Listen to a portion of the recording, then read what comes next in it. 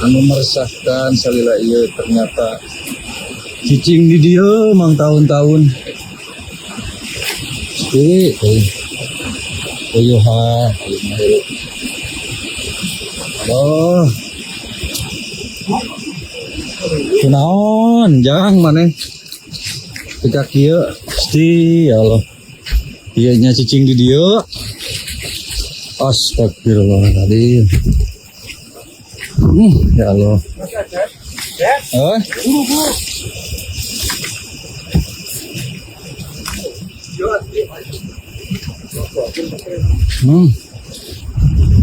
oh itu, Oh, tenda eta. Iya, goreng. ya Allah, pasti, Sir.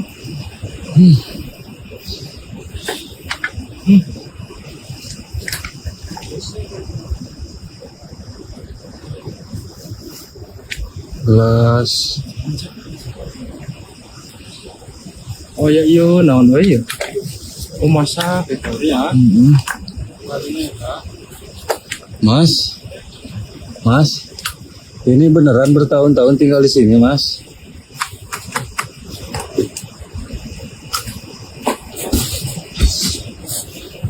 Allah Akbar.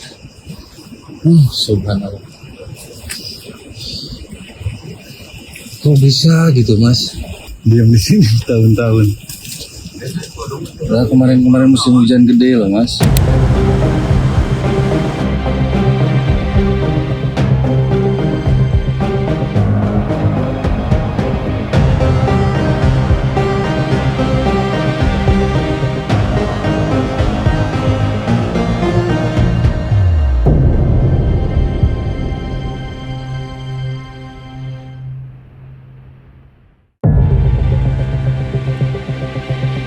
Noto Senggoro, pelaku usaha di Pantai Madasari, Kabupaten Pangandaran, geleng-geleng kepala saat menaiki tebing berkarang tajam yang berada di daerah Legok, Jawa pada Rabu 10 Desember 2025. Berpuluh tahun tinggal di Madasari, baru kali ini ia memasuki area yang oleh masyarakat disebut sebagai tempat keramat. Noto memaksakan diri naik dan menyusuri area dalam tebing lantaran didorong oleh rasa penasaran.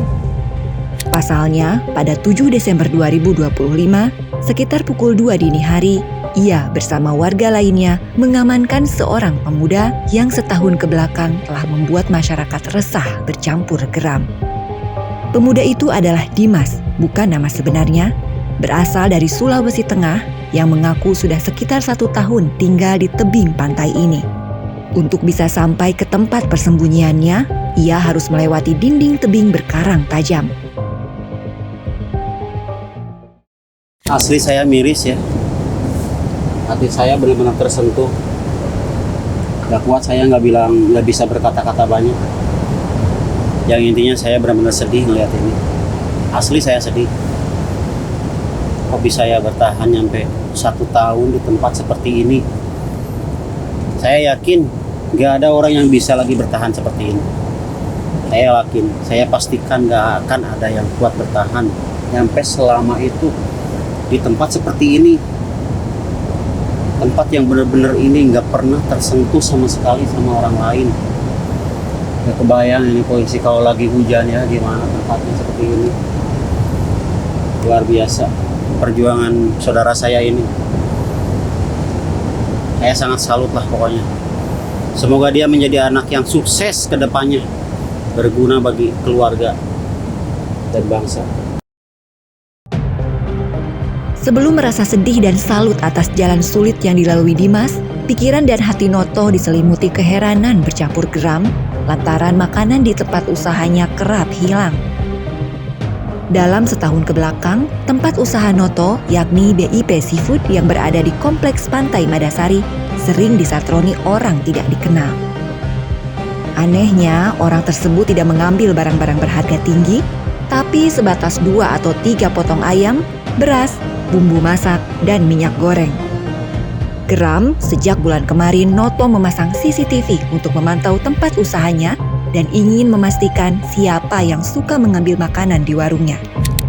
Syahdan, pada 7 Desember 2025 sekitar pukul 2 dini hari, keheranan Noto akhirnya terjawab.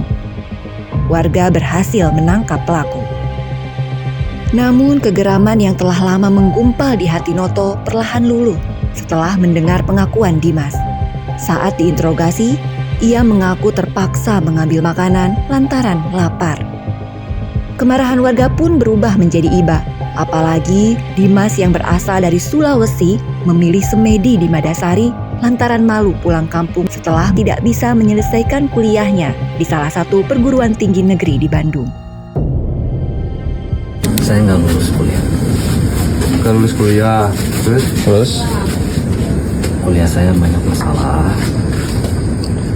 Karena malu udah dibiayain jauh dari Sulawesi. Saya nggak tahu mau gimana. Taunya pengen mati. Saya udah sampai ke tengah tempat orang mancing. Saya pernah. Jawab terus. Tapi terlalu pengecut buat mati. Gimana? Kencang. Terlalu pengecut saya buat mati. Ya, terus? Terus. Sok terus. Saya balik lagi ke tenda. Pertamanya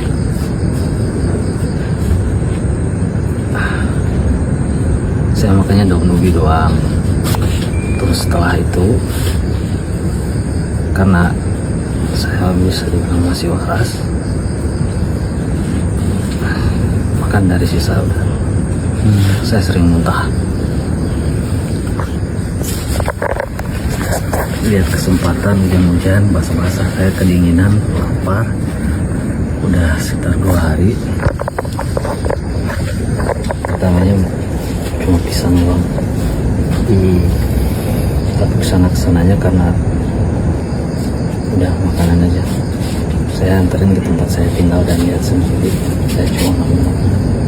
Gak ada yang lain.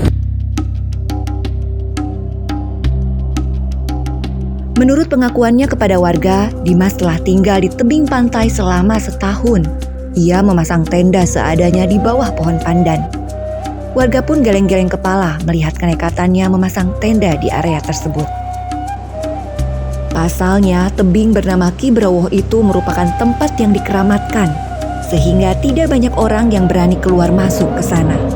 Apalagi beberapa puluh tahun silam ada warga yang jatuh dari tebing hingga meninggal dunia. Tapi kini pertapaan Dimas telah berakhir dan meninggalkan sejumlah barang yang setia menemaninya selama sekitar 1 tahun.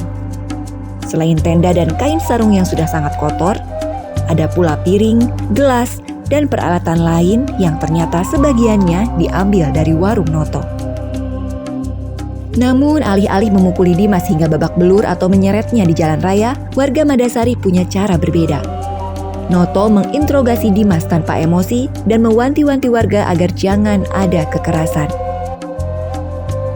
Sanjung apresiasi pun mengalir deras kepada warga Madasari yang telah memperlakukan Dimas dengan cara yang sangat manusiawi. Lantaran peristiwa di Ahad dini hari itu viral di media sosial, Dimas akhirnya bisa terdeteksi keluarganya setelah 3 tahun kehilangan kontak.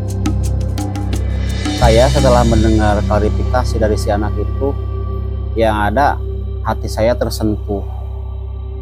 Bukannya saya marah ataupun dendam, yang ada saya timbulnya rasa iba, rasa sayang. Karena apa yang terjadi pada anak itu benar-benar di luar kehendak dia. Itu hanya karena keterpaksaan saja dia melakukan semua itu.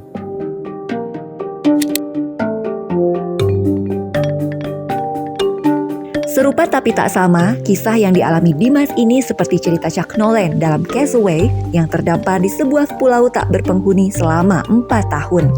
Keduanya dituntut melakukan berbagai cara agar bisa bertahan hidup. Bedanya, Chuck Nolan yang diperankan Tom Hanks itu berangkat dari cerita fiktif, sedangkan yang dialami Dimas merupakan peristiwa nyata. Berdasarkan pengakuannya kepada Noto, Dimas sudah berkelana ke beberapa tempat, seperti Pantai Pangandaran, Batu Karas, dan akhirnya menetap di Madasari lantaran tempatnya lebih sepi. Untuk menyiasati agar pertapaannya tidak diketahui warga, Dimas biasanya turun tebing di saat hari sudah gelap, keluar maghrib, pulang subuh. Sedangkan siang hari, ia menghabiskan waktunya di tenda. Jarak antara tebing Kiberowoh ke lokasi wisata Pantai Madasari pun terbilang jauh. Ini area persembunyian Dimas, dan ini warung Noto. Jauh dan lumayan capek jika harus jalan kaki.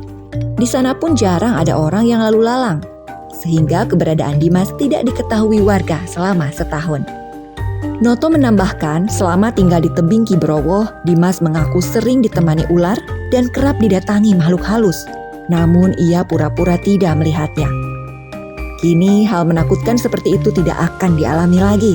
Dimas sudah dijemput dan berkumpul lagi dengan keluarganya.